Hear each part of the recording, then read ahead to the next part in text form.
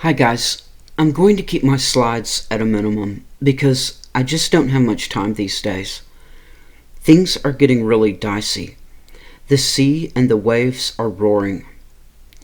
I hope everyone is getting stocked with some preps. The war drums are beating louder than ever, and if things go any further, it will be a war like no one has ever imagined. They are already using weapons that no one was expecting. And they are pretty much telling everyone that it's nothing when it comes to the other stuff they've got. I actually think all the major powers are chomping at the bit to bring out their super weapons and start using them. Like a bunch of little kids who can't wait for show and tell day. I know there are some Rapture channels trying to set everyone's minds at ease and assuring people that when it really hits the fan, we all go up. I'm not going to say that.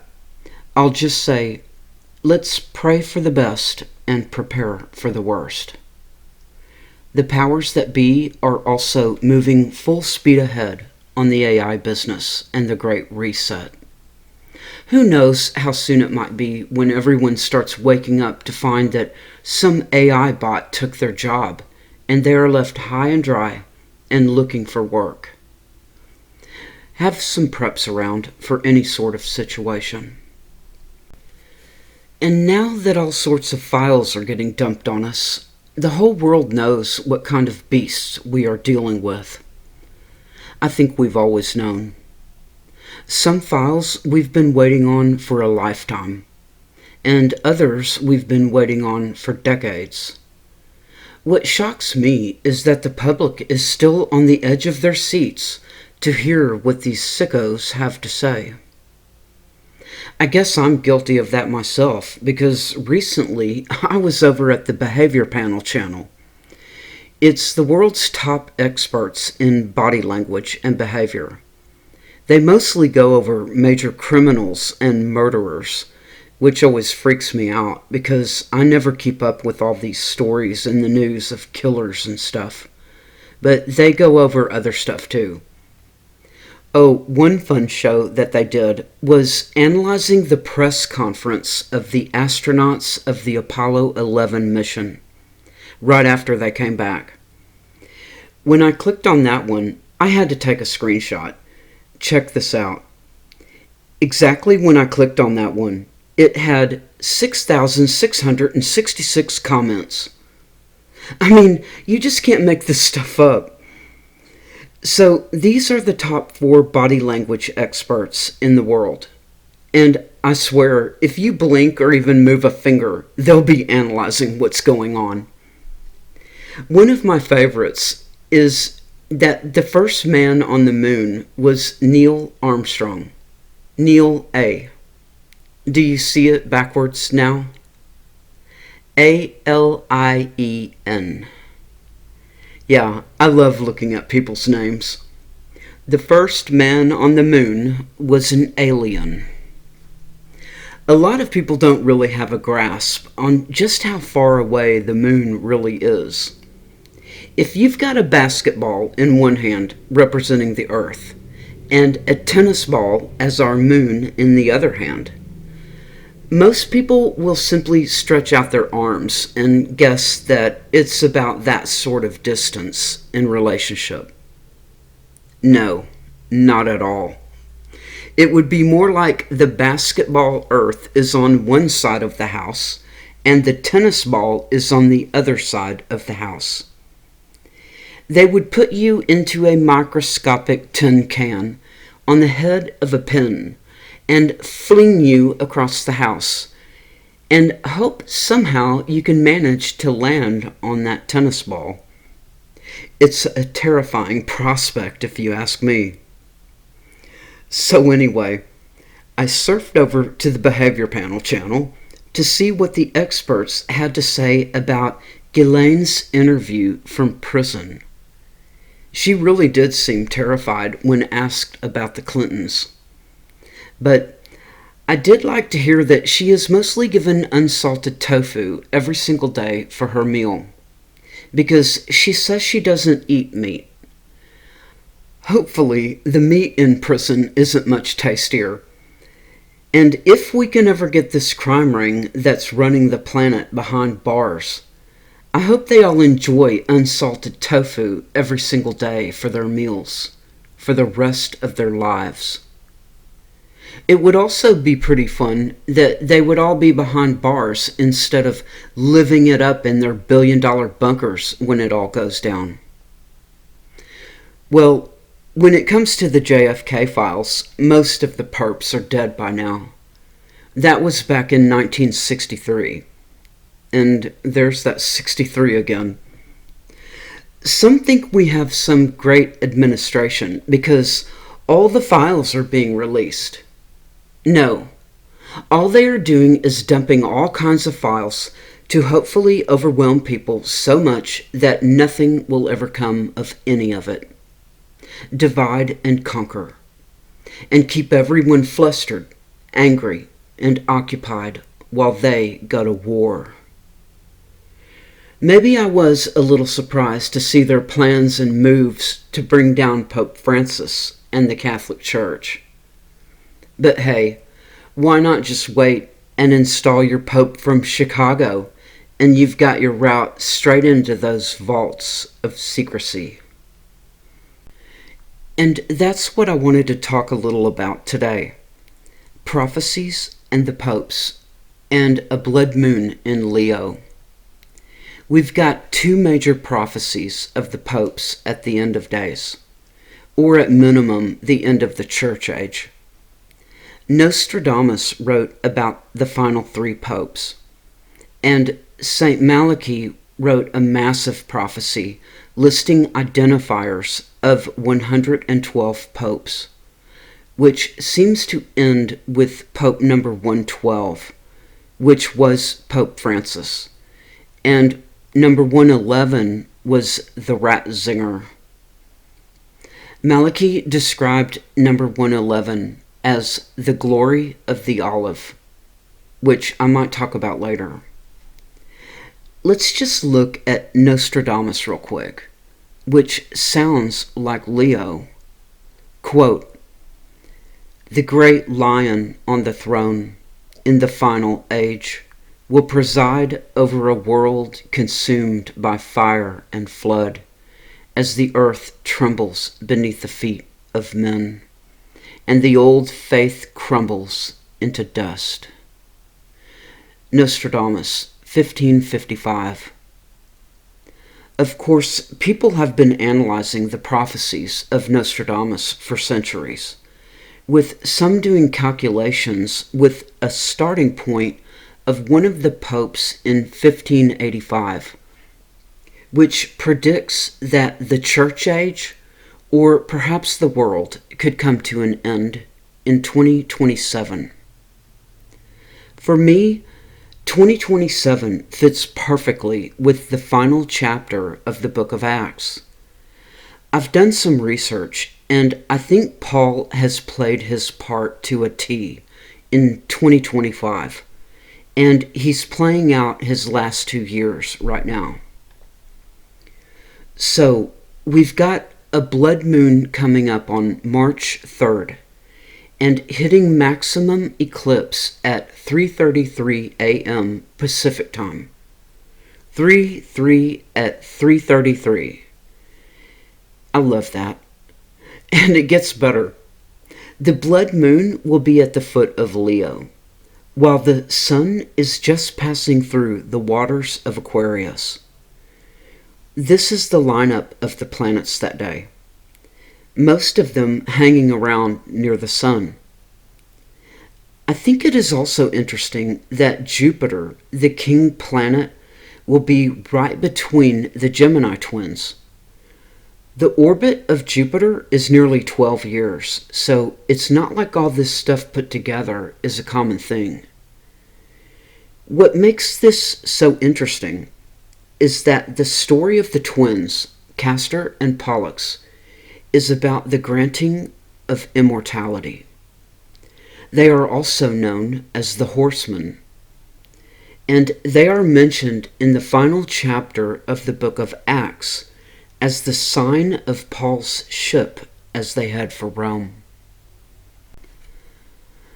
I've heard several people online pegging this coming Saturday, February 28th, as their rapture date. So I started thinking about it. This coming Saturday, Feb 28th, marks the end of week 144 on my timeline. Now that's a great number. Week 144 of the final 7 years. So I started looking at the other Feb 28th dates I've got on my timeline. For one, I remember Leap Day of 2024 was a huge day because it was the start of the 40-day countdown of the last 6 vials getting filled, which ended exactly during that third and final Great American Eclipse. Now, this is totally nuts because I'm seeing all these 63s. Even the JFK files are from 1963. It's feeling like a sign of the 3 6s trying to get my attention. The first Feb 28th date on my timeline is a big long story that I made a few videos about several years ago about a mystery cloud that couldn't possibly have existed because clouds or condensation or ice crystals can't even form that high in the stratosphere. So it was just scientifically impossible in the first place. Even NASA and Life magazine got involved in that story, with NASA claiming that it was a Thor missile that exploded. Is this the one time that everyone is going to believe NASA? Their rocket launch was hours earlier and 500 miles away.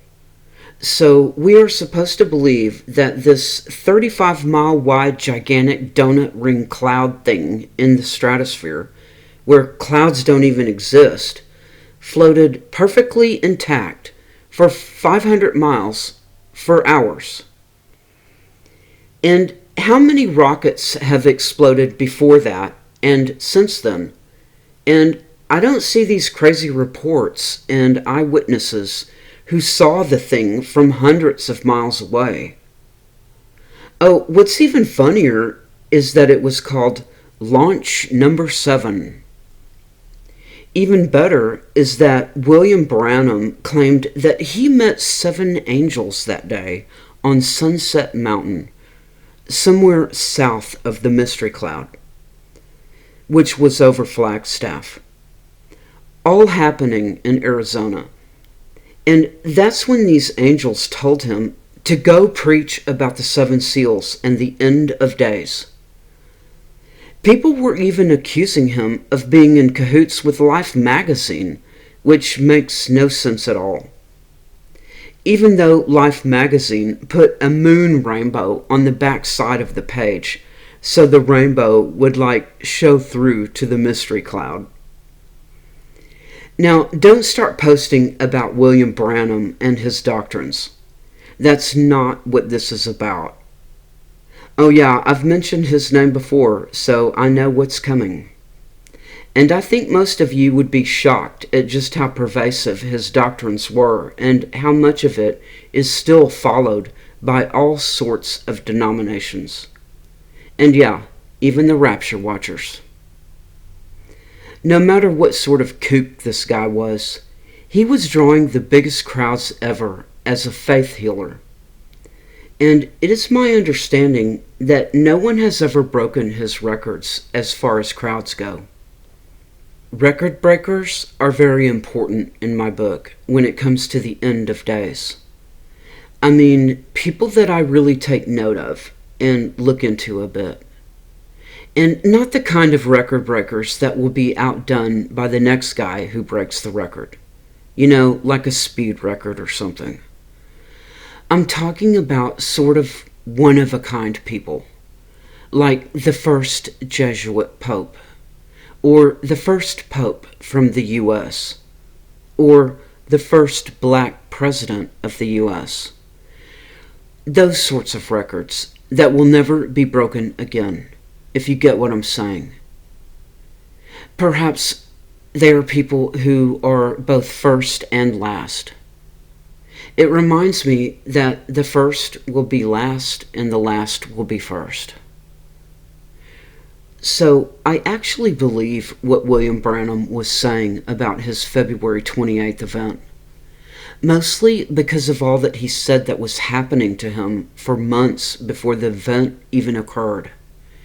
And it is all recorded on tape. Plus, he did have a few hunting buddies with him to corroborate his story. Like I said, I've made several long videos about him and the whole story and who murdered him and everything, as well as the prophecies of his demise by several seers before it happened, and a load of connections, so I won't go into all that now. But all that happened in 1963, and on this Saturday it will be exactly 63 years ago. Then I looked to see what is the 63rd day of the year. It's March 4th, so the day after the blood moon. So we've got 63 years since the famous mystery cloud of 63. And 3 days later, the Purim blood moon on 3/3 at 3:33. And the next day would be day 63, which is a lot of 3 6s there. It's all just very odd. I'm not feeling like this is a rapture event. What I'm feeling is that it has to do with Pope Leo.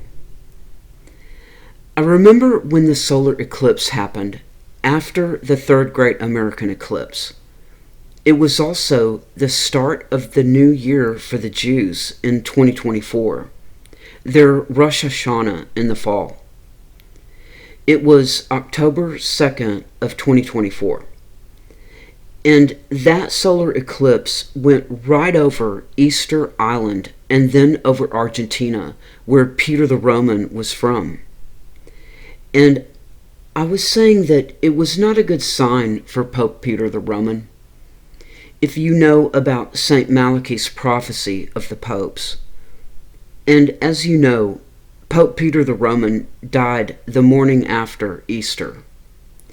So the eclipse marked the event that was about to happen, as God made his mark on the ground over Easter Island and then Argentina, along with a lot of other things.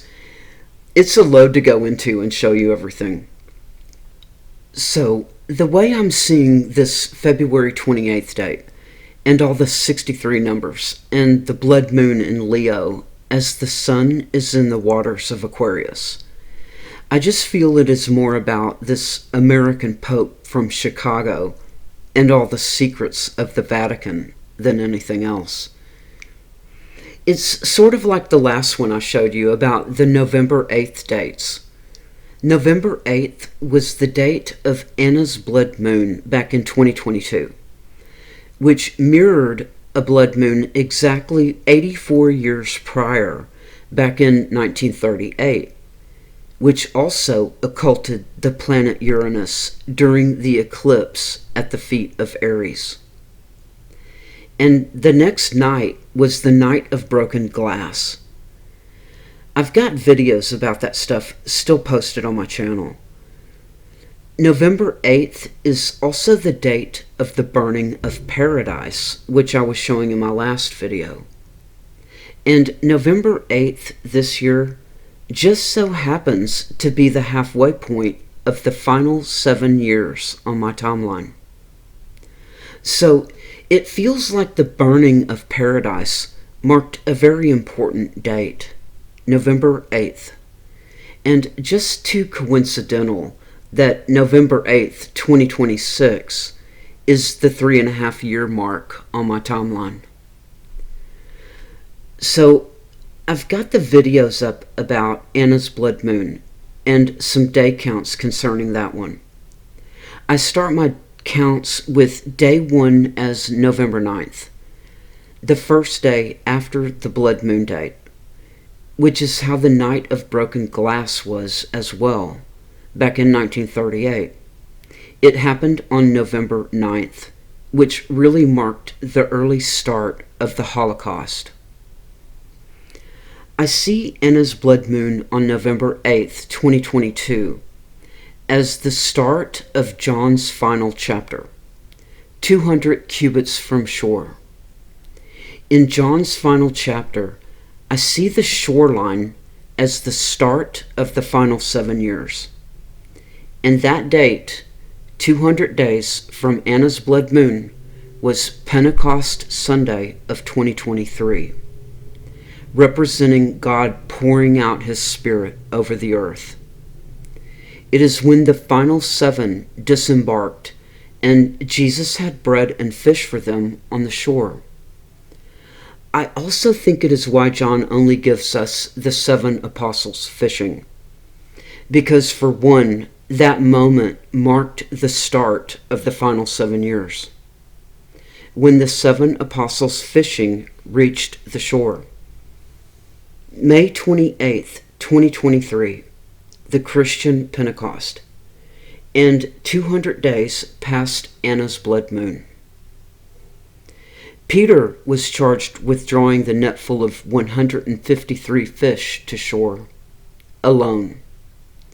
And I've talked about what the fish represent throughout the Gospels. Peter the Roman, according to St. Malachi and his prophecy of the popes.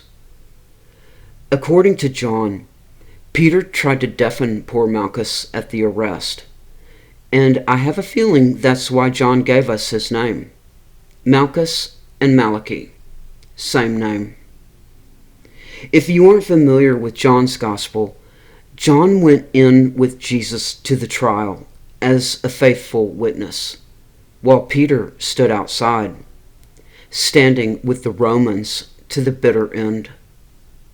And as you know, as Jesus' life hung in the balance, Peter denied even knowing him 3 times. If Peter is your hero, that's on you. Peter is the antagonist of the story, who was more interested in his own ambitions with the Pharisees, just exactly as Jesus told him at the Last Supper, when Peter lied to Jesus' face as he drank from that cup. Anyway, Peter was charged with drawing the nets to shore, alone. And we get the count of 153 fish, and Jesus telling him 3 times, "Feed my lambs, tend my sheep, feed my sheep." So there they are, and the 7-year clock has started, and Peter the Roman has gotten his assignment, sitting in one of the most powerful, wealthiest, influential seats on the planet, with a net so full of the deep spiritual teachings, not even 6 men together were able to pull it into their little boat or drag it up onto the sand. But Peter the Roman had what it took. Like I said before, Peter still had a big ship sitting offshore in the sea of humanity, and the Vatican is a very big ship. So Jesus knew how half-hearted Peter was, now that he had been finally granted his soul's ambition with the world at his feet. And even being so bold with Jesus as to ask, "Well, what's John going to be doing?" Well, Jesus gave him the what for on that one, telling Peter it was none of his business. So what happened?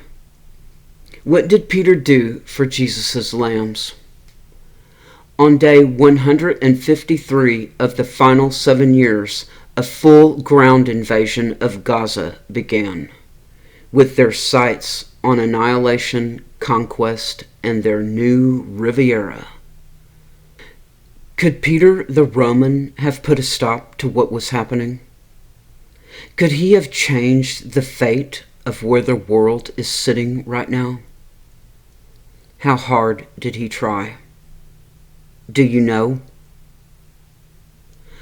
On Pope Peter the Roman's birthday, 50 days into the war, a lightning bolt struck St. Peter's statue in Peter's hometown of Buenos Aires, Argentina, and blew that halo off his head and blew his right hand off where he was holding the giant key to the kingdom.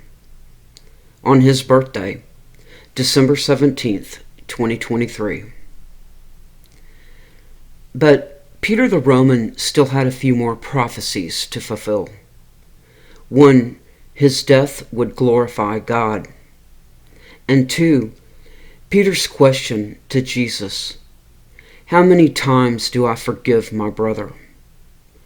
Jesus' answer to Peter, 70 times 7. And on day 490, after God blew the halo off his head and blew the key out of his hand, on his birthday of 2023, 490 days, and Pope Peter the Roman took his last breath on earth and went to face Jesus. To glorify mostly means to manifest, a manifestation of God. The way I see it, Peter the Roman's death, April 21st, marked the date of the second coming, which should be the last day of the final 7 years. April 21st of 2030 is Resurrection Day, on both the Christian and the Jewish calendar, and it is also on a Sunday. The calendar looks just like it did for the crucifixion, with Nisan 14 on a Wednesday and Resurrection Day on Sunday morning. So, according to St. Malachi, Pope number 112 was Peter the Roman, who was born in 1936. And there's those 3 sixes again. But the prophecy goes that Petrus Romanus would feed the sheep and shepherd them through many tribulations. And when these things are finished, the city of 7 hills will be destroyed, and the dreadful judge will judge his people. The city of 7 hills is either Rome or Jerusalem or both. Back to the exact 490-day count that was given to Peter by Jesus. That is the end of Matthew chapter 18, if you want to read about it. Jesus then immediately tells Peter the parable of the unforgiving servant. Of course, Jesus is the Lord and Peter is the servant. It is about a servant who owes his Lord everything. But the Lord is willing to forgive that debt. However, the servant was not willing to forgive the debts owed to him by his brothers. And it ends with Jesus saying that having been wroth, his Lord delivered that servant to the inquisitors until he paid all that he owed. And then Jesus says, so also my heavenly Father will do to you, if ye may not forgive each one his brother from your hearts their trespasses. So also, just the same as what happened with Moses and Daniel, from his burial date, Peter the Roman was mourned for 33 days. And that date, May 28th, gave me the start date of the final 7 years. I'd say that that is a perfect way for Peter's death to manifest God in the end, just as Jesus told him it would. Peter the Roman's death and 33 days after the burial date are the start and end dates of the final 7 years. May 28th, 2023, Pentecost, to April 21st, 2030, Resurrection Day. And yes, on my timeline, Daniel is gone as well, the glory of the olive, as St. Malachi called him. 33 days after Daniel was buried was the opening of the seventh seal. But that's a whole nother story, and I've got to get back to work. Of course, I could be wrong about everything, and all these people that everyone is expecting to show up at the party. You know, Daniel standing in his lot at the end of days, and Moses and Elijah, or the two witnesses, or maybe the Antichrist, and 144,000 virgins, and all of those who were cast out of heaven for accusing the brethren night and day. All the pre-Jesus souls who did not go through that door to get there. They could all just show up in flying saucers. Well, I can't wait for the big dump of UFO files. That should be fun. Oh yeah, I know some of you know that my birthday is Saturday, and I'll be 63. Boy, wouldn't I love to see a rapture event on Saturday.